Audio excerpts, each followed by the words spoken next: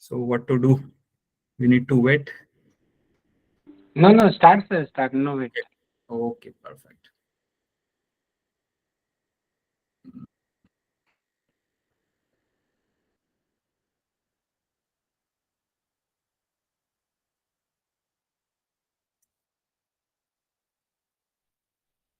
Notice everyone, you all are the invigilators. Okay, so watch carefully, notice everything. If you find any kind of mistake, please note down. And at the end of the presentation, you will get chance to ask questions to Giraj sir. Okay. Yes, Giraj sir, you Yes, first sir. please little introduction about yourself and then start. Yes. You have only 15 minutes for presentation.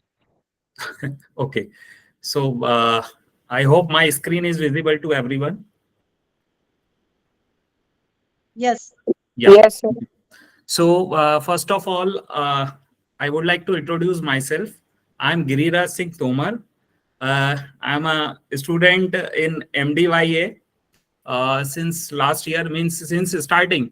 And recently, I'm working as a deputy manager in DB Malls Private Limited, and I am PhD scholar from same Global University, Bhopal.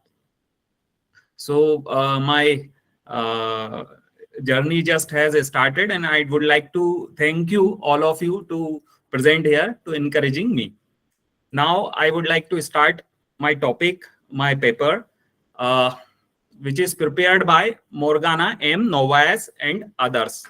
Uh, the title of my paper is Effects of Yoga Respiratory Practice, that is Bhastrika Pranayam, on anxiety, affect, and brain functional connectivity and activity. It is a randomized controlled trial. I have written a line here that the presentation is only for the test purpose of the student. It is not mine, it is somebody else's paper. So we are just to practice how to present the paper. This is only for that purpose. This is the outline of my paper. First, I would like to give you the introduction about the independent variables and dependent variables used in the study. And after that, I will discuss about purpose of the study. Then we'll go to methodology, and we'll see the results, and last, conclusion. In introduction, in the study there are one independent variable, that is Bhastrika Pranayam, and we know that Chittavritti Nirodha is one of the definition given by Patanjali, and it has everything in introduction. Next is pranayam, that is a breathing exercise which actually control the breath. And Bhastrika Pranayam, that is also mentioned in the picture. You all can see, watch on your mobile or laptop where you are watching this presentation. And it is mentioned in Hart Pradipika and Gharand Sanhita. It was not mentioned in the study paper by the authors, but I'm giving you this reference. They have used the references of other papers. And dependent variable in this study is anxiety. That is the state of excessive worry, fear, and unease, often accompanied by physical symptoms, and it can interfere with daily life and well-being. And here affect, they have introduced it like range of subjective feelings or emotions experienced by an individual, and encompassing both positive and negative state, and influence mood and behavior. So anxiety, we know that it is fear, worry, unease, and which we face daily in our life. Affect is a range of subjective feelings or emotions which is positive and negative, state wise and trait wise. Then third dependable variable is brain functional connectivity, which is actually synchronized activity and communication, and it is a network of different regions of the brain, which plays a crucial role in information processing, cognitive function, and behavior. Fourth is brain activity, electrical and chemical process occurring in the brain, which are responsible for various cognitive, sensory and motor functions, and can be measured using neuroimaging techniques like EEG, fMRI, etc. The purpose of the study is to investigate the neural basis of the effects of pranayam, specifically Bhastrika pranayam, on anxiety, mood, and emotional regulation. So anxiety is already mentioned, mood is effect, and emotional regulation is belong to brain functions. They have taken the hypothesis. There are 6 hypotheses they have taken.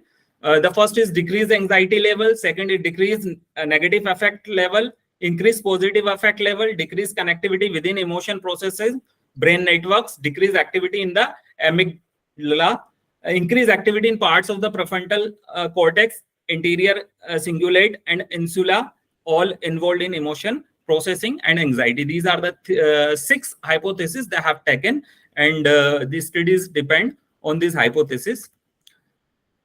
This is the very important part. I would like to use Hindi here also, because this is first time what I have observed. ये जो variables हैं, ये variables इस study में use किए गए हैं. मैंने authors तो सारे नहीं लिए, लेकिन ये चार्ट बनाने की कोशिश की है. इसमें जो variables उन्होंने यूज करे हैं, मैं आपको बताना चाहता हूं कि इसमें जैसे yoga, pranayama, cardio respiratory system, heart rate variability, anxiety and depression, ऐसे ही इन्होंने सारे जो लिटरेचर रिव्यू मेंशन किया था पेपर में, ये वो सारे वेरिएबल्स हैं. हमें भी स्टडी ऐसे ही करना चाहिए जैसे ये वेरिएबल्स उसमें दिए रहते हैं. तो ये बहुत इजी हो जाता है कि कैसे उन्होंने पेपर को सिंथेसाइज किया है, कैसे एक के बाद एक लिखा है. तो हम में से कुछ बहुत सारे ऐसे मेरे जैसे स्टूडेंट हैं जो लिटरेचर रिव्यू में काफी मुझे भी कंफ्यूजन होता था और अभी भी होता है.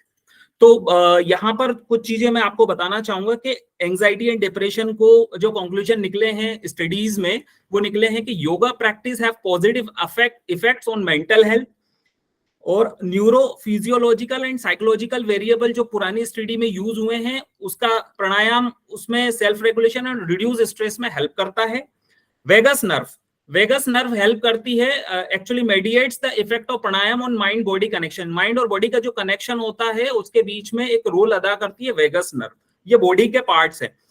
पैरासिम्पैथेटिक एक्टिविटी डिक्रीज करता है stress hormone. Emotional regulation, yoga practice including pranayama optimise emotion processing. Brain network, pranayama impact anxiety related brain regions. Functional MRI के बारे में दिया है, फंक्शनल मैग्नेटिक रेजोनेंस इमेजिंग इसका फुल फॉर्म है. ब्रेन एक्टिविटी जो होती है प्राणायाम करने पर, जो ब्रेन में एक्टिविटी होती है उसको कैसे चेक किया जाता है, ये उसके लिए यूज किया जाता है. अफेक्ट एंड एंजाइटी, प्राणायाम जो होता है वो डिक्रीज करता है एंजाइटी को और एनहेंस करता है अफेक्ट को. और एमिगला जो है ये ब्रेन का एक पार्ट होता है, और इसका सबसे ज्यादा स्टडी अगर साइकोलॉजी में देखा जाए तो एमिगला के ऊपर काफी स्टडी हो रही है. और प्राणायाम इसमें जो इसकी एक्टिविटी होती है, एमिगला एक्चुअली एसोसिएट होता है एंजाइटी और इसको चेंज करने में. इसके जो ब्रेन ये जो पार्ट है ये बेसिकली एंजाइटी के ऊपर कैसे वो एक्ट करता है उसके ऊपर ये डिपेंड करता है. और ऐसे ही ये प्रीफ्रंटल कॉर्टेक्स और एंटीरियर, ये सब ब्रेन के कुछ पार्ट्स होते हैं छोटे छोटे जो एंजाइटी और डिप्रेशन को रेगुलेट करते हैं या उसमें एक्टिविटी में पार्ट लेते हैं. Now I will come to methodology. तो मेथोडोलॉजी में we will discuss about the research design and the method they have used to complete this study. इसमें सबसे पहले पार्टिसिपेशन है, सैम्पलिंग है. Through the participation of the subject happened through word of mouth and printed advertisement, and they have also used the social media. So they have selected 30 healthy young adults. The age was 18 to 40 years. The inclusion criteria was healthy individuals naive to the practice of pranayam. Naive to the practice of pranayam का मतलब है कि जो नए थे, अनाड़ी थे, प्राणायाम नहीं जानते थे. एक्सक्लूजन क्राइटेरिया इसमें जो रखा था एमआरआई कॉन्ट्राइंडिकेशन, मतलब एमआरआई में बेसिकली अगर कोई बॉडी में कोई आपकी सर्जरी हुई है और कुछ मेटल पार्ट है तो उनको इन्होंने एक्सक्लूड किया.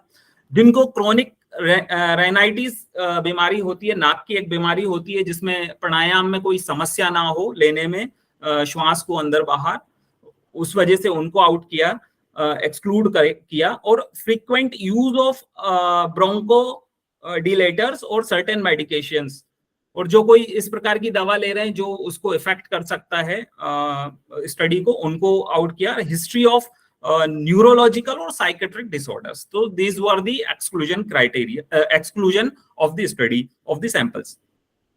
एक्सपेरिमेंट प्रोटोकॉल क्या लिया इन्होंने आरसीटी लिया। आरसीटी होता है बेसिकली जब हम कोई एक्सपेरिमेंट ग्रुप करते हैं और उसमें एक प्लेसबो हो जाता है, जो मेडिसिन वगैरह के लिए यूज करते हैं उसमें प्लेसबो बोलते हैं, अदरवाइज कंट्रोल ग्रुप बोलते हैं, और दूसरा होता है एक्सपेरिमेंटल ग्रुप। तो ये दो ग्रुप के बीच में जब स्टडी होती है, पोस्ट और प्री और पोस्ट होता है, तो वो आरसीटी कहलाता है, रेंडमाइज्ड कंट्रोल डिजाइन कहलाता है। तो इसमें भी इन्होंने 2 पैरेलल आर्म्स लिए हैं, pranayama training group and control group. Participants were allocated using permuted block randomisation, और ब्लाइंडिंग एक यूज करते हैं कि हम पार्टिसिपेंट को कुछ बताना चाहते हैं स्टडी के बारे में या नहीं बताना चाहते, उसके बारे में ये ब्लाइंडिंग एक इसका पार्ट होता है प्रोटोकॉल का। तो participant and researchers were not blinded, वो ब्लाइंडेड नहीं थे, but all analysis were conducted blindly, only the analysis was conducted blindly.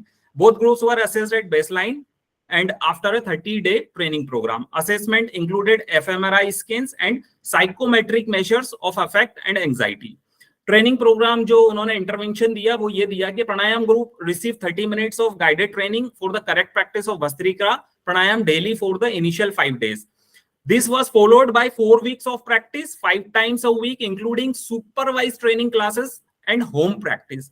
Each Bhastrika Pranayam session consisted of a brief relaxation period, asanas 2 minute, shavasana relax 2 minute का शवासन दिया, उसमें उन्होंने 5 minute में पवन मुक्तासन, सुखासन, गोमुखासन और पश्चिमासन का उन्होंने प्रैक्टिस कराई, और 25 मिनट उन्होंने भस्त्रिका प्राणायाम कराया। इन लास्ट 2 मिनट फिर से उन्होंने शवासन कराया।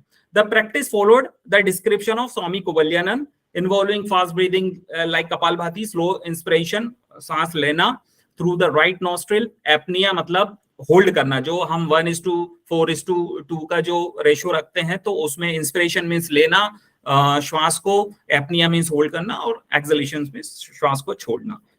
और उसके बाद जो टूल्स और असेसमेंट इन्होंने यूज करे हैं, वो टूल्स पहला तो है एमआरआई, इन्होंने जो यूज किया है इसमें एफएमआरआई यूज किया है, emotions processing task and resting state protocols के लिए, for psychometric measures to assess changes in anxiety, affect and brain activity. Actually MRI के द्वारा इन्होंने जब कुछ पिक्चर्स दिखाई हैं, कुछ इस तरह की इमेजेस दिखाई हैं, उनके प्रोटोकॉल्स होते हैं, और उसके ऊपर फिर उन्होंने एक लिकर्ट स्केल बनाया और उस लिकर्ट स्केल के अकॉर्डिंग उसको दिखाना, उसमें कुछ टाइमिंग्स थी, वो टाइमिंग सेट करी और उसके अकॉर्डिंग लिकर्ट स्केल से इन्होंने मेजरमेंट्स करे हैं। और जो एंजाइटी लेवल चेक किया गया है, उसके लिए जो टूल था वो था स्टेट ट्रेट एंजाइटी इन्वेंटरी, उसको स्टाई भी बोलते हैं। और दूसरा था PANAS, which is called positive effect and negative effect scale. Data analysis उन्होंने किया, demographic variables, dependent T test वगैरह, और इंडिपेंडेंट वेरिएबल्स के लिए टी टेस्ट यूज किया एंड काई स्क्वायर टेस्ट किया, अगर कोई कैटेगरी के बीच में इनको एसोसिएशन देखना था, to evaluate the effect of bhastrika pranayama on anxiety and affect. ANOVA भी इन्होंने यूज किया, 2 फैक्टर्स जो कि एनालिसिस ऑफ वेरिएंस होता है, पियर्सन कोरिलेशन एनालिसिस किया है, और आगे इसमें जो डेटा एनालिसिस स्टैटिस्टिकल थ्रेशोल्ड जो रखा है इन्होंने, p लेसर देन 0.05 रखा है, and they used Cohen's d to estimate effect size. इसका इफेक्ट साइज के लिए इन्होंने कोहेंस डी को भी इसमें यूज किया है। स्टैटिस्टिकल एनालिसिस और परफॉर्म यूजिंग ग्राफपैड, जो सॉफ्टवेयर इन्होंने यूज किया है ये उसकी डिटेल है। ये रिजल्ट्स हैं bhastrika pranayama on anxiety on state and traits. States होता है जो क्वेश्चंस होते हैं जो हम बोलते हैं उसको स्टेट्स बोलते हैं, और ट्रेट्स बिलोंग करता है इमोशन से, लाइक मूड, उस समय किस तरह का मूड है, इमोशन से उससे ये रिलेट करता है। तो जो भस्त्रिका प्राणायाम है उसमें सिग्निफिकेंट डिक्रीज मिला है पोस्ट इंटरवेंशन, और एक जगह कोई सिग्निफिकेंट इंटरेक्शन नहीं दिखा, ऑब्जर्व किया इन्होंने ट्रेट एंजाइटी में after the calculation of the data. और फिर उसके बाद सेकंड रिजल्ट इन्होंने निकाला bhastrika pranayama on affect on state and traits. पहला एंजाइटी था हमारा डिपेंडेबल वेरिएबल, दूसरा अफेक्ट था, और अफेक्ट में सिग्निफिकेंट डिक्रीज मिला उनको प्राणायाम ग्रुप में, और ऐसे ही एफएमआरआई में भी उनको सिग्निफिकेंट डिफरेंस देखने को मिले बिटवीन द ग्रुप्स। और इमोशनल प्रोसेसिंग टास्क में भी इन्होंने showed significant difference between the condition NEG NEU, there were no significant difference in REP. तो एनईयू मैंने साइड में यहाँ मेंशन किया हुआ है रिजल्ट के नीचे के एनईयू क्या न्यूरोटिसिज्म होता है which is personality trait characteristic by emotional instability, anxiety and moodiness. और एनईजी को इन्होंने नेगेटिव इफेक्ट में लिया है which refers to the experience of negative emotion such as sadness, fear and anger. So NEU is the for anxiety and moodiness और instability, एनईजी इन्होंने लिया है सैडनेस, फियर एंड एंगर के लिए, और आरईपी इन्होंने लिया है reward expectancy, action and prediction which relates to the brain processing of reward, decision making होता है, एंटिसिपेशन और फ्यूचर आउटकम्स के लिए होता है।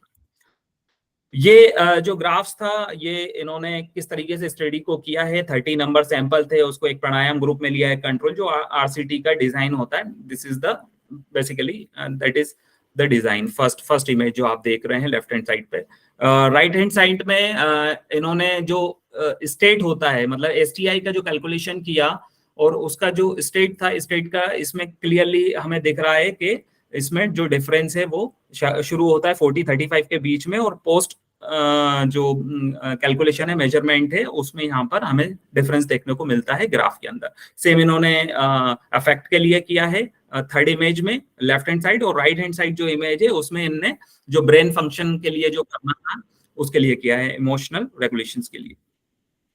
इसके अंदर जो लिमिटेशंस थी, द लिमिटेशंस फर्स्ट है intervention specificity is limited due to the inclusion of other contemplative practice.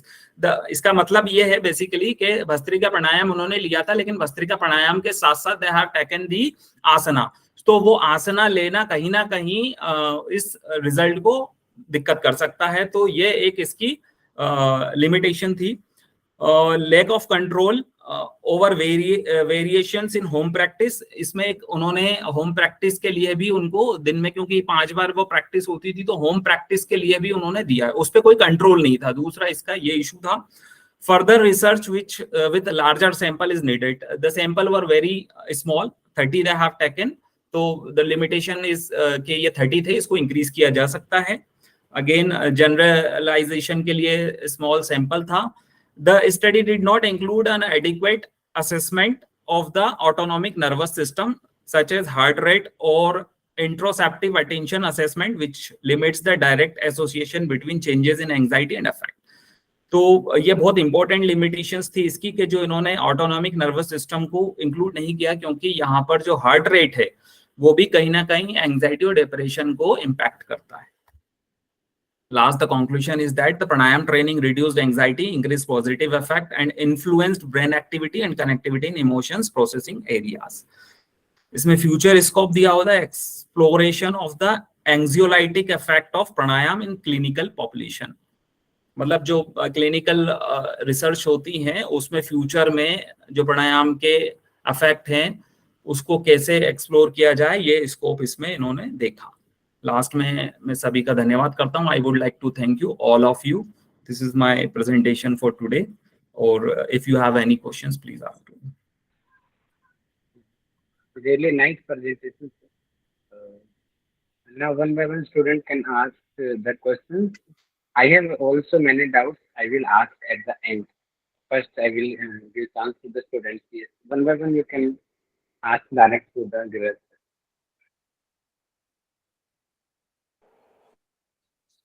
हाँ गिरिराज जी, जी मैम। आपकी एनालिसिस वाले पार्ट के ग्राफ्स पे जाइए।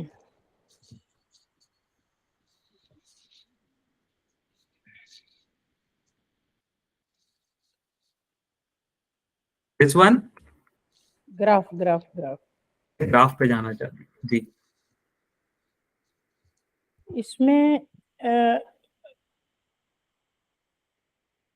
इसमें ये जैसे राइट एमिगडाला है, उसमें F1, 24 का मतलब क्या है? एमिगडाला में 1 F लिखा है 1 एंड फिर कमा करके 24 किया हुआ है, इसका ये मतलब F1 तो फिगर का नंबर दिया है उन्होंने, जो रिसर्च स्टडी में फिगर था उसका नंबर दिया है, और 24 रेफरेंस का कुछ होगा। कुछ नहीं। 24 क्या reference? I really don't know 24. I'm missing it. Okay, और उसमें 5.24 क्या है? 5.24 मेजरमेंट है मैम। एक्चुअली जो एमिग्डला का इन्होंने एमआरआई के समय जो असेसमेंट किया, तो उन्होंने जो कैलकुलेशंस की, ये उसके पैरामीटर्स हैं। उसकी कैलकुलेशंस डिटेल आपने देखी? बिल्कुल। अच्छा, एक में 124 है, ये आपको पता करना होगा, क्योंकि ये 1F इसका क्या मतलब है, और ये पैरामीटर जो इक्वल टू 5.4 है, उसके ऊपर से कैसे ये आया सिग्निफिकेंस P लेस देन 0.03, ये मुझे जानना था। ठीक है। अच्छा, ये ग्राफ एक्सप्लेन कीजिए, क्या बता रहा है ये? देखिए, ग्राफ में ये है कि जैसे अगर इसी की मैं बात करूं, तो इन्होंने ABCDEF, तो एमिग्डला जो होता है उसका राइट पार्ट, लेफ्ट मतलब उसका एंटीरियर पोस्टीरियर जो उसके पार्ट होते हैं, जो साइंटिफिकली मतलब जो स्टडी करते हैं इसकी डॉक्टर्स वगैरह, फिजियोलॉजी जो है इसकी, वो उसके अकॉर्डिंग इसके जो एक्टिविटी होती है एमिग्डला की, वो अलग अलग होती है। राइट पार्ट में अलग होती है, लेफ्ट में अलग होती है, तो ये उसके बारे में दिया हुआ है। दूसरा, ये जो ब्लू कलर की लाइन है, ये शो कर रही है आपकी प्राणायाम, सॉरी हाँ प्राणायाम, ये कंट्रोल ग्रुप को शो करती है, और रेड कलर की जो लाइन है ये प्राणायाम ग्रुप को शो करती है। तो जो बेस लाइन है, मतलब जहां से उन्होंने क्योंकि आरसीटी यूज किया, आरसीटी में पहले प्री और फिर पोस्ट 2 टेस्ट होते हैं। तो जो प्री टेस्ट लिया है उसमें जो कैलकुलेशन है, लाइक आप देख रहे होंगे कि -0.2 से 0.0 के बीच में प्राणायाम ग्रुप का स्टार्टिंग हुआ है, और वो इंक्रीज होकर के ऊपर जाता है। और ऐसे ही 0.0 से 0.2 के बीच में जो कंट्रोल ग्रुप का स्टार्ट होता है, और वो लगभग थोड़ा सा स्लाइटली डाउन होता है। तो ऐसे इसकी कैलकुलेशंस निकाली जाती है। अब एग्जैक्टली आप पूछेंगे तो this is very difficult to explain. बाकी सभी में सेम इसी तरीके से किया गया है। ये अलग अलग टेस्ट हुए हैं इसके स्टैटिस्टिक्स के, जैसे कि उसमें मेंशन किया हुआ था कि कोरिलेशंस निकाले पियर्सन, टी टेस्ट निकाले उन्होंने इंडिविजुअल्स के लिए, काई स्क्वायर निकाला उन्होंने कैटेगरी के लिए, कोहेंस डी यूज किया उन्होंने इफेक्ट साइज को यूज करने के लिए। So this is all about. अच्छा, ये ग्राफ कैसे डिराइव करता है? इसमें क्या मेथड होती है? जैसे डेल्टा, ये पॉजिटिव नेगेटिव इफेक्ट्स के साथ ये उन्होंने मैम सबसे एमिग्डाला पहले, का रिलेशन निकाला है। हाँ हाँ, तो ये जो पनास जो था positive effect and negative effect के लिए स्केल जो यूज किया था, उसमें उसके जो मेजरमेंट्स आए थे, उसके मेजरमेंट्स को इस टेस्ट में डालने के बाद ये सब सॉफ्टवेयर पे ऑटोमेटिकली आते हैं। बट इसकी कैलकुलेशन होती है वो मैं अभी आपको नहीं बता सकता, मुझे भी एक बार उसको पूरा समझना पड़ेगा, and it is very difficult, क्योंकि वो फ्रीक्वेंसी और वो सब निकालनी होती है, और कैलकुलेशंस होने के बाद फिर ये ग्राफ बनता है। बट आफ्टर फाइनल ग्राफ होने के बाद हम समझ सकते हैं कि डिक्रीज हुआ, इंक्रीज हुआ, सीधा गया, वो सब चीज। इसलिए पूछ रही हूँ क्योंकि ये दो अलग अलग जो सब्जेक्टिव और ऑब्जेक्टिव दोनों मेजर को कैसे कंपेयर करते हैं, उसके लिए क्या सिस्टम होती है वो मुझे भी नहीं मालूम है, इसलिए पूछ रही हूँ। तो ये वो ग्राफ जो बनाया है ना, ये बहुत बड़ा नहीं, ये ग्राफ तो स्टडी से ही उठाया है, जो स्टडी पेपर में था वो पढ़ा है। अब उसके पीछे का नहीं, वो बात है, वहीं बट से उठाया, एग्जैक्टली पर अगर वो आप लोग ने मुझसे भी तो समझना बनाया चाहें होगा तो आई ना। Can't tell you right now. एक बार समझ के मैं आपको बता सकता हूँ पूरा। अच्छा अच्छा, ठीक है। अभी हाइपोथेसिस आपने 6 बताए। जी, अभी आपके कंक्लूजन में हाइपोथेसिस के सामने कंक्लूजन होना चाहिए, वो क्यों नहीं है? 15 मिनट का टाइम है मैम, एक एक करके बताना बड़ा मुश्किल है, तो शॉर्ट में बताया है। शॉर्ट में भी उसके ही सामने आप लिख सकते हैं। और दूसरा हाँ, कर ये सकते कहना था हैं। कि लिमिटेशंस में आपने क्यों नहीं बताया कि ये आर्टिकल की लिमिटेशन, ये हाइपोथेसिस बताया, और कंक्लूजन में उसके साथ कंपैरिजन बताई ही नहीं है। इनफैक्ट कंक्लूजन टाइटल ही नहीं है। कंक्लूजन है ना मैम? आप में है, आर्टिकल में कंक्लूजन टाइटल हेड नहीं है। नहीं, डिस्कशन में है। डिस्कशन में अब वो तो बहुत सारी चीजें नहीं होती, हमें निकालना होता है उसमें से। इस पर आर्टिकल भी तो कंक्लूजन डालना पड़ता है, जब कंक्लूजन आप लास्ट हाइपोथेसिस पैराग्राफ डालो। पढ़ोगे स्टडी का, तो उसमें कंक्लूजन मिलेगा आपको। वो तो डिस्कशन में है, डिस्कशन के मैम अंडर डिस्कशन कंक्लूजन के आ रहा है। कंक्लूड किया है ना उन्होंने लास्ट पैराग्राफ में। नॉर्मली सारे आर्टिकल में कंक्लूजन नॉर्मली अलग से टाइटल होता है, इसमें नहीं है। उन्होंने ये पेपर है मैम, पेपर में हो सकता है थीसिस में लिखा हो, पेपर में उन्होंने लास्ट पैराग्राफ कंक्लूड किया है, और वो हेडिंग भी नहीं नॉर्मली है। नॉर्मली कंक्लूड हाइपोथेसिस लिया है तो हाइपोथेसिस के सामने ही कंक्लूड होना चाहिए कि ये 6 के सामने क्या कंक्लूजन वो आई, राइटिंग का एक्सेप्ट पार्ट है, और मुझे रिजेक्ट। एग्जैक्टली आइडिया नहीं है, वो समझना पड़ेगा।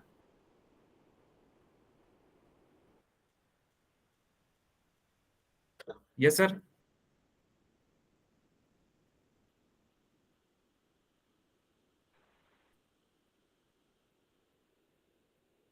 Next question. Anybody else?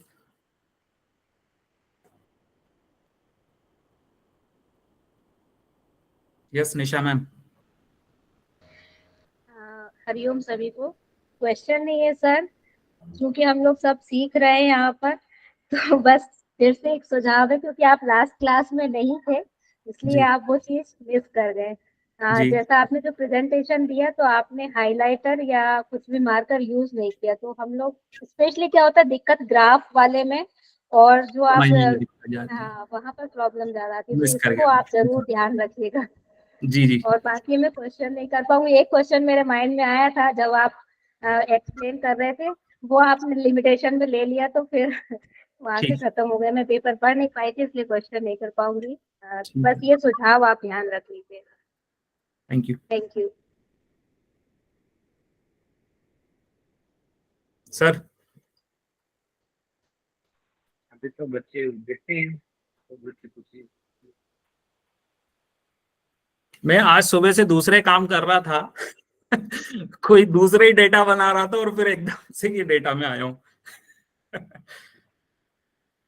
बाकी कोई है किसी का डाउट? सर एक्चुअली इसमें जो एनालिसिस है ना वो हमको सीखनी भी है, मुझे भी उसमें मैं अपनी तरफ से कोशिश की पर नहीं पूरा समझ में आ रहा है, तो ये सीखनी है। मैंने सोचा गिरिराज सर सिखा देंगे पर वो भी नहीं तो बता पेपर रहे हैं कि खोल के मैम उनको सिखा सकते हैं, लेकिन अभी आप अगर मुझसे बिना पेपर देखे पूछोगे तो, क्योंकि माइंड में इतना स्मृति में जाता नहीं है पढ़ते नहीं, हुए मैं पेपर बता सकता खोल हूँ कि ये सकते केस हो है। आप, अभी पेपर खोल सकते हो ना साथ में। हाँ, बिल्कुल खोल सकते हैं, लेकिन अभी क्वेश्चंस आ जाएं सारे। ठीक है, 30। मुझे लगता है कि बाकी कोई क्वेश्चन नहीं, बाकी बच्चे एक्टिव होंगे तो क्वेश्चन होंगे ना बस। अरे पेपर सबने पढ़ा भी है। तो वैसे चलिए मैं क्वेश्चन पूछता हूँ 10 मिनट से। अच्छा, इसमें इन लोगों ने सर ये भी एक लिखा है कि इसका जो स्टडी है उसको वो लोग ने मतलब न्यूरो फिजियोलॉजी और साइकोलॉजी एंड साइकेट्री, तो साइकोलॉजी और साइकेट्री में आप क्या डिफरेंस करोगे? साइकियाट्री में बेसिकली जो ब्रेन से रिलेटेड जो पार्ट होते हैं उसमें अगर कोई समस्या है तो वो साइकेट्री होगा, और साइकोलॉजी मतलब जनरल वे में हो जाता है कि जो उसमें विचार वगैरह आते हैं, इमोशंस आते हैं, फीलिंग्स आती हैं, उसके थ्रू आई थिंक फीलिंग्स और पार्ट्स में होगा। Exactly I don't know. हाँ तो एक्चुअली वो टोटली मतलब वैसे दोनों लाइन का काम तो यही है कि मेंटल हेल्थ रिलेटेड हाँ दोनों का ही है, पर एजुकेशन वाइज टोटली डिफरेंट है, और हाँ, इवन वर्किंग वाइज पर साइकोलॉजी तो आर्ट्स भी वाले भी अलग पढ़ है। सकते हैं, लेकिन साइकेट्री आई थिंक डॉक्टर लोग ही करते हैं, बायो वाले ही करते हैं। हाँ मतलब हाँ मतलब साइकेट्री उसमें मतलब दे क्लिनिकल ट्रायल प्रिस्क्राइब। उसमें मतलब क्लिनिक उसमें यूज हो जाता है जिसमें ड्रग्स वगैरह दे सकते हैं, तो वो यस साइकेट्री यस, वाला एक्चुअली क्लिनिकल ट्रायल दोनों में ही होती है, पर ड्रग्स देने का काम सिर्फ साइकेट्री का होता है। साइकेट्री का एजुकेशन होता wise there is a quite difference, पर है। मेन ये है कि ये लोग ने ये दो पैरामीटर को मेंशन क्यों किया, क्योंकि साइकेट्री वाले कोई ये पॉइंट कहाँ कहाँ मेडिसिन मेंशन वाले कोई किया है? पॉइंट आपके आर्टिकल में है, आपको मालूम होना चाहिए। नहीं, वो आर्टिकल में बहुत सारी चीजें हैं, वो बोलना ना इतना याद अ, नहीं कर सकता, लेकिन ये समझ में नहीं आ रहा है कि पढ़ने में ये दोनों चीजें नहीं आई। आपने ये इतना कॉम्प्लिकेटेड आर्टिकल क्यों दिया, ये एक बताओ। अरे मैम तो बात कॉम्प्लिकेटेड की नहीं है, बात ये समझने वाली है, इसमें काफी डिटेल थी जो जो मैंने इन लोगों ने कहा है impact of practice of pranayama on physiological, psychological and psychiatric variables, ऐसे क्लियर कट लिखा हुआ है, तो ये वो तो variable लिटरेचर क्यों नहीं रिव्यू में mention लिया है ना मैम उन्होंने, कि जो प्राणायाम के इम्पैक्ट है वो साइकोलॉजिकल, साइकेट्रिकल और साइकोलॉजिकल क्या क्या इम्पैक्ट आ रहे हैं जो पुरानी स्टडी में, उसके बारे में बताया है। वो मैंने जो लिटरेचर रिव्यू में आपको वेरिएबल्स बताए थे, वो वेरिएबल्स में भी मेंशन किया हुआ मैंने उसमें। अच्छा, वेगस नर्व के बारे में क्या बताओगे आप? इसके बारे में ma'am, vagus nerve, vagus nerve के बारे में मैंने बताया ना कि वो मेडिएट करता है हमारे ब्रेन के और प्राणायाम के बीच में। Effect of pranayama on mind body, जो माइंड और बॉडी के जो कनेक्शन है, एक्टिविटी है, उसमें वो मीडिएटर का रोल करता है। ये देखिए यहाँ पे मैंने मेंशन किया, अगर आप मेरी स्क्रीन देख सकती, मैं इसमें वैसे होती है क्या, कहाँ होती है मैम, ये वेगस नर्व? स्टडी बोलती है, ये लिटरेचर रिव्यू बोलता है। ठीक है, वैसे होती है कहाँ है वेगस नर्व? हाँ, होती कहाँ है वो एक बार देखनी पड़ेगी। ठीक है।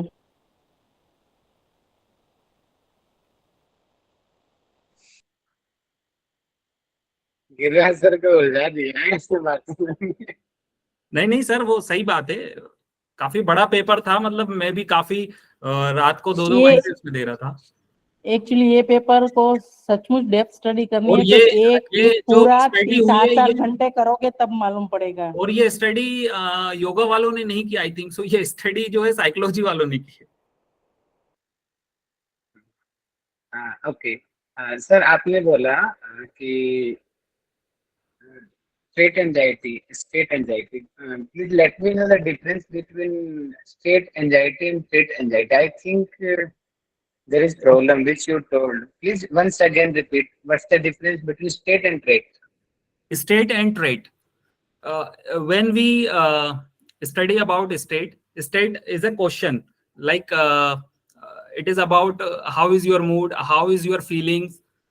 This is the thing for the state. And when it comes to traits belong to the mood, emotions, and these things. No, I think according to me, it's not right definition. Trait. Okay.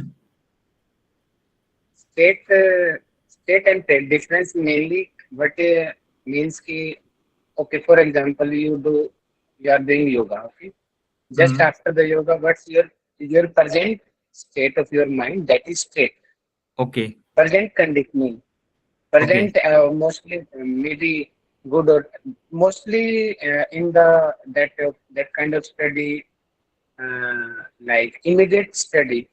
Then we use state anxiety there and state effect because that is immediate study. Okay. But when we take long-term study, what's the effect of long-term? Permanent effect. That is trait. Short effect, present time, what you are thinking, that is trait. Long Okay. effect, that is trait. Are you getting my point? Getting, sir. Okay. Yeah, please remember it, okay? Thank you so much. Next is, can you explain positive effect and negative effect? What is the meaning of it, positive and negative effect? Sir, affect actually belongs to the two things. Let me open my presentation. First of all, effect and effect difference is also to be known. Affect is belongs to the body, brain functions. Sorry, emotion functions. Affect, that I have mentioned, a range of subjective feelings and emotions is the important part. जो उसकी range है, जो कि individual जो होता है वो positive और नेगेटिव स्टेट जो उसके मूड और बिहेवियर को इन्फ्लुएंस करता है, वो इफेक्ट कहलाता है।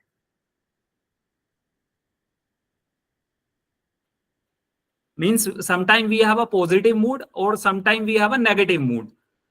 That fluctuation between the mood and the influence of that is called affect.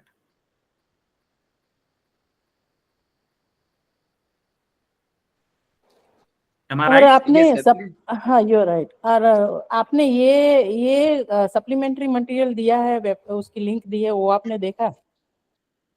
किसकी मैम? ये पेपर आर्टिकल में ही सप्लीमेंट्री लिंक दी है, अनदर एडिशनल इंफॉर्मेशन की एक लिंक दी है, वो आपने खोल के देखी?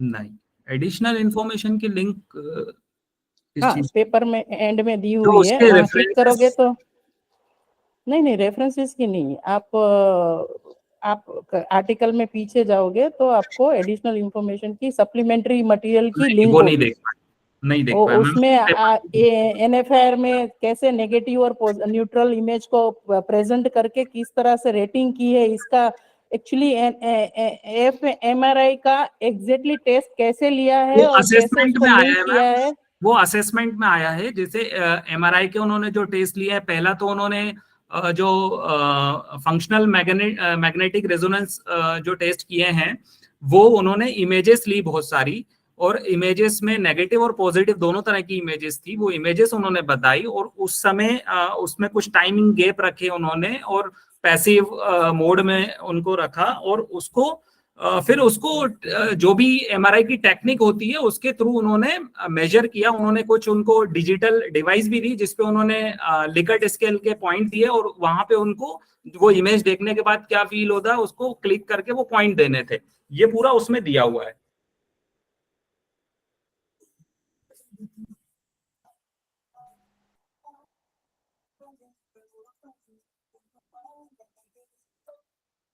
हेलो। ओके। हेलो।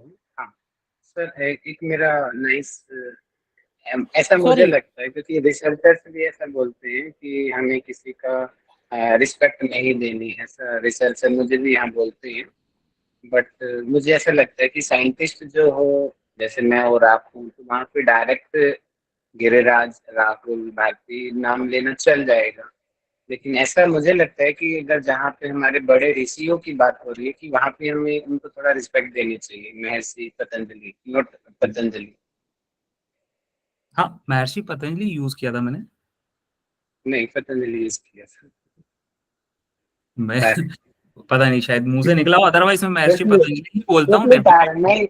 मैं रिस्पेक्टेड चीजों को बहुत नोटिस करता हूँ। नहीं नहीं, ये हमें बिल्कुल पसंद सही नहीं। बात है सर, और मैं भी फॉलो करता हूँ इसमें, इसमें कोई गलत नहीं हाँ, है। मतलब वो तो हालांकि रिसर्च में ईश्वर तुल्य डायरेक्टली है सर, बोलते हैं। अगर उनका नाम लेंगे तो फिर तो हाँ, बिल्कुल। रिसर्च में डायरेक्टली बोलते हैं। मेरे को भी डांट पड़ी वो थी इंग्लिश अपनी हिंदी का चक्कर प्रेजेंटेशन हो में जाता है सर, कभी कि कभी आपने इंग्लिश में। महर्षि कैसे लगा दिया। अकॉर्डिंग टू रिसर्च की no need to extra respect, नहीं नहीं, but it's our self understanding. In the presentation, during the writing work, you can write directly Patanjali. But when we are explaining in the presentation, then we should give respect to our yes yes, thesis. I agree sir, I agree with you. मैं भी ध्यान Okay. रखता हूँ हमेशा, कभी भी ऐसे मतलब सर इसमें तो कोई वो नहीं है, हो सकता है वो इंग्लिश के चक्कर में मुंह से निकला हो, अदरवाइज फ्लो में निकल Okay, no जाता है। problem. Okay. Okay. My next question is that I think you did not mention the strength of the study. Please, if you mention, please show again. What is the strength of this study? I think you did not mention the limitations you mentioned. Strength is not strength is missing basically. important. Yes. You should mention. And please let me know. I think, as per my knowledge, you want to compile in less and less slides. Yes All the data you mentioned very short. Why? What's the reason behind it? Can you explain? Why means you this are time asking, so you I have, can elaborate in the different slides also. What's the purpose to compile all the data in very short? What's the reason? I'm very curious to know about why you did like this, like मतलब that. Yeah. मैंने short में क्यों रखा है slide को, ये आप पूछना चाह रहे हैं? Yes, yes, yes. Mainly methodology sir section. समय की पाबंदी रहती है, और छोटे छोटे पॉइंट से फिर उसको जो पढ़ा है उसको थोड़ा सा बताते चलें। सो क्योंकि लेंदी करेंगे तो फिर उसको समझना, उसको पढ़ना और फिर उसको एक्सप्लेन करना, वो टाइम जाता है।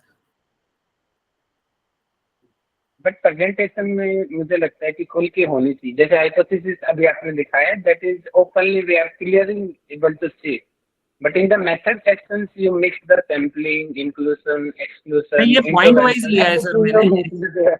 हाँ, ये पॉइंट वाइज और पॉइंट वाइज लिए हैं Yeah. कि जो इम्पोर्टेंट मतलब हाईलाइट पॉइंट्स थे वो इंक्लूड किए हैं। पूरा इंक्लूड करना तो काफी डिफिकल्ट होता है। in presentation we should separate them. अच्छा, ठीक है, That's it. ओके। मतलब अलग और स्लाइड आप same बोल रहे हो, way- हर स्लाइड अलग होना चाहिए उसके लिए। मैंने जो बॉक्सेस बना के एक ही कर दिया है वो नहीं होना चाहिए। Because presentation means कि everything have to be clear. Okay, I got it sir, right sir. You are right, you are not wrong, but as per, because most of the students they are watching your presentation by their phone. I got your point sir। Also you are not it is using difficult the- to read and understand, right? Yes. Yeah, exactly. And yeah, same point, Nisha ma'am also noticed, na, you did not use that marker also. That's why we may be वो मुझसे miss हो गया sir marker confused वाला। from where you are. Okay, sir. Okay, no problem. यही सब Yeah. चीजें तो सीखने को मिल रही है सर आप लोगों से। Yes, sir. Yeah, nice presentation. Please work on the strength of the paper, right sir. and then send it. Then as per my, I can accept your presentation. If Right, sir. anybody wants to do any kind of suggestions, anybody want to comment, give suggestion? comment or suggestion, please come through. Otherwise, Yeah, This is actually in some this is my second presentation overall in my life। taxi ma'am, I think answer. actually in what I said, na, in supplementary material there is one full layout is given, instruction, image presentation, rating and fixation point, like 2 seconds, 6 seconds, 6 seconds and 4 seconds. That slide if you would have shown, people in our group would understand it. Another thing, consort diagram is also given in this, like eligible 183 people and how they excluded and come to 30 people. That also is given in supplementary material. Right, ma'am। And another thing you have not explained, that there is a one graph of outliers. You know, usually in data, this is a very important point, like they have done in a box plot.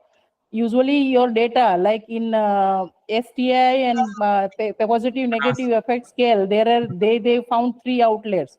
So that graph is also they have shown in a supplementary. Why it is outliers and what is outliers, people would have understood if you would have shown that. That's all.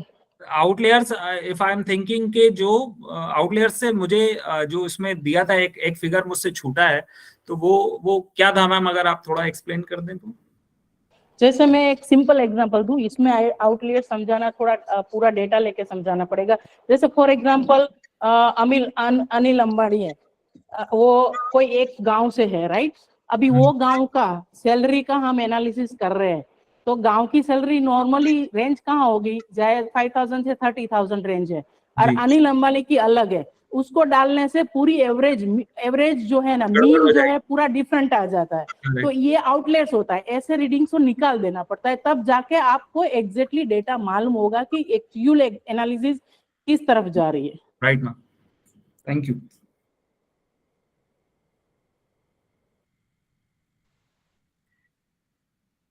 Yeah, okay, sir. We can conclude the session, I think. Yes. Few Upendra sir and Sakshi madam want to ask something. So, Mr. Ji, please send the link of the next class. Yes, Sakshi ji, yes. Bhaiya, sir, actually, I want just one question. As you mentioned that table, that variables, conclusion, and authors, like how to arrange? I'm not understanding.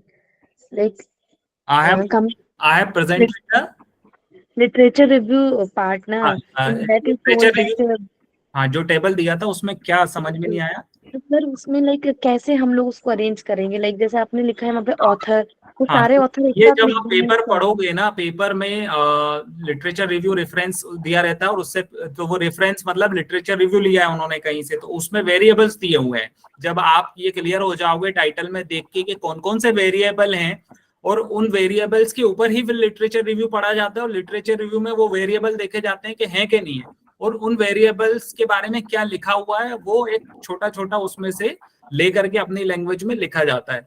तो पूरे paper एक एक paper का अलग अलग होता है, मतलब ये टेबल जो है हाँ, तो स्पेसिफिक। जैसे एंजाइटी को ले लिया तो एंजाइटी के पेपर 5 पेपर ले लो आप, 5 पेपर में एंजाइटी के में क्या रिजल्ट और क्या कंक्लूजन आया है वो फिर लेकर के हम लिटरेचर रिव्यू में लेके आते हैं कि वो उसने इसमें जैसे आपने जो टेबल में ऑथर्स डाले थे, तो वो ऑथर्स कैसे डालेंगे? सारे पांचों पेपर के एक ऑथर्स साथ तो डालेंगे? हर पेपर का ऑथर्स अलग होता है ना, मैंने तो सबका डाल दिया, 2 नाम लिखे और बाकी बहुत सारे थे तो वो टाइम कंजप्शन था तो वो मैंने शॉर्ट में किया उसको। बट आप एक पेपर लिया है तो उस पर्टिकुलर पेपर का, जैसे राहुल सर ने हमें क्लासेस में भी बताया कि लिटरेचर रिव्यू के आप टेबल बनाते चलिए, जो भी पेपर पढ़ते हैं उसका ऑथर का नाम, उसका कि कौन से साल में किया है और उसमें क्या क्या वेरिएबल्स हैं और वो सारी चीजें और क्या कंक्लूजन निकला, रिजल्ट निकला, वो उसका टेबल आप बनाते चलें तो उसमें से आपको आइडिया लगेगा।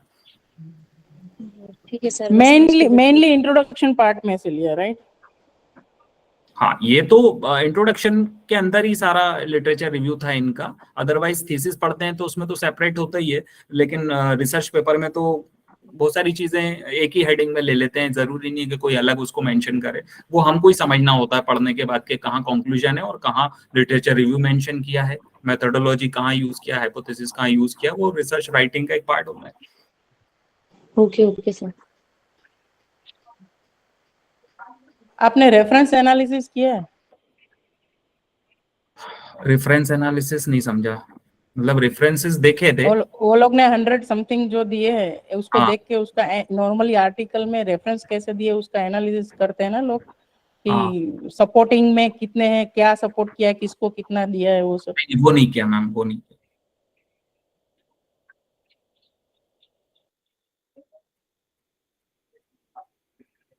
ठीक है, your presentation was really good, all content was covered very well, Sir. and the flow was also good, like right from the beginning to end, as per the article, flow was also good, and except one or two small thing, rest is really good. Thank you so much.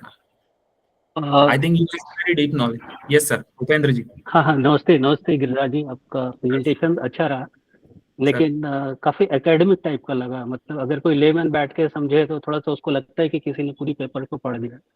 जैसा sir ने पहले बोला था कि थोड़ा सा slow pace के साथ थोड़ा सा मेन पॉइंट पे जहाँ पे ज्यादा आपको लग सकता है कि एक्सप्लेन कर सकते थे। हालांकि मैं खुद ही पेपर पूरा नहीं पढ़ा था, तो पहले सॉरी लंबे गैप के बाद में मुझे 2-3 चीजें इसमें बड़ा 3-4 पेपर देंगे ना, उसके बाद सब जी सीखेंगे। नहीं, मुझे इसमें जो सैम्पलिंग है ना, सैम्पलिंग ही मुझे अपने आप में एक क्वेश्चन लग रहा है, क्योंकि कंटेंट बहुत अच्छा है जिस चीज पे जा रहा है, या जो हम बेंचमार्क जैसे एफएमआरआई पकड़ रहे हैं या साइकोमेट्रिक टेस्ट पकड़ रहे हैं या जी। फिर एमआईडियोलॉजी है, जो मुझे लगा कि अगर सारे हेल्दी पर्सन तक करेंगे तो नेचुरली ठीक है, वो थोड़ा बाइस लगता है। अब जी। वैसे लोगों का क्यों नहीं करें जो सचमुच में उससे अफेक्टेड है, जिसको उसका फायदा मिले। आप समझ रहे हैं ना, सर ने वो क्वेश्चन किया था कि अगर कोई हेल्दी है तो उसमें हार्डली फर्क नजर आएगा, लेकिन अगर कोई सचमुच में उन चीजों से गुजर रहा है, कोई टेंशन में है या किसी को वो उस फेज से गुजरा, तो वैसे सैम्पलिंग अगर हम पकड़ेंगे तो ज्यादा बेटर रहेगा। दूसरा है कि टाइम फ्रेम भी उन्होंने एक दिन में रखा हुआ है, एक थोड़ा लंबा टाइम होना चाहिए था इसके लिए।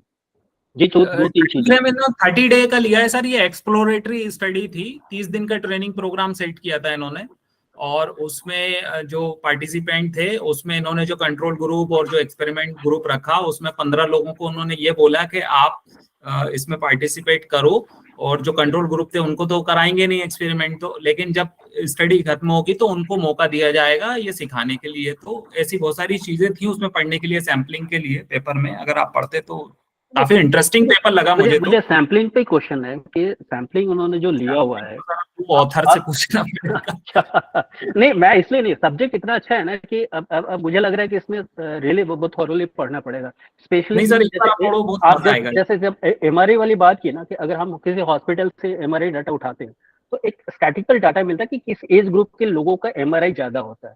अभी आपने जो 80 to 40 पकड़ा ना, एक हेल्दी ग्रुप है इन जनरल। अब उस हेल्दी ग्रुप में बहुत कम आपको इफेक्ट नजर आएगा, आप समझ रहे हैं ना उस चीज के लिए। अब ये कोई बच्चा है तो वो तो एंजॉय ही करेगा, उसमें अगर थोड़ा बहुत रहेगा तो पता ही नहीं चलेगा, लेकिन जो लोग 40 का, देखिए मेडिकल आजकल तो एंजाइटी और डिप्रेशन तो बहुत कॉमन है और सबसे ज्यादा हो रहा है सर, लेकिन ये 40 प्लस जो मेडिकल का जो ये रिस्क फैक्टर होता है वो 40 प्लस पड़ता है। मेरा वही क्वेश्चन था कि हमने पहले रिस्ट्रिक्ट वहीं पे कर दिया 80 to 40, अगर हम 40 प्लस पकड़ के चलते या वो 40 to 50 का पकड़ते या 50 to 60 होता है तो मुझे कर सकते थे सर, वो ऑथर ने लिमिटेशंस में बोला ही है। जी बस बाकी तो बहुत अच्छा था, और थोड़ा स्लो पेस के साथ होता एक्सप्लेन करके तो और I'll मजा आ try जाता, next time. और मजा आ जाता। Sorry, sir, for that. I'll try next time. Thank you.